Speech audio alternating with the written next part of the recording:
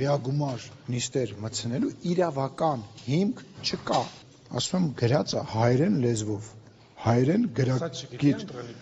գիտի մեկնաբանության խնդիրը գոյություն ունի կանոնակարգ օրենք, որի մեկնաբանության հարցը այն դեպքերում, երբ որ մեկնաբանության խնդիր կա, իրականացնում է պետաիրավական հանձնաժողովը։ Նորից եմ կրկնում, նաև ունեմ ազգային ժողովի իրավաբանական վարչության տեղեկանքը, նաև ունեմ մեր քարտուղարության պարոն Սողոմոնյանի մեկնաբանությունը եւ այդ երեքի մեկնաբանությունը իդենտիկ են եւ պարոն Քոչարյանը կարող է ամեն ձև մեկնաբանել իր ցանկությունով, իր պատկերացումով, դա իր իրավունքն է, բայց ես նախադեպային իրավունքով չեմ առաջնորդվելու։ Ռոզան ջան, դուք բաց թողեցիք, ես դրա մասին արդեն խոսել էի, սա միանշանակ դա ներկայացվելու է այն դեպքում նույնիսկ երբ որ դա ներկայացվեր, եթե նույնիսկ ներկայացվեր լիագումար նիստերի ընթացքում, դա փակ տրամաբանության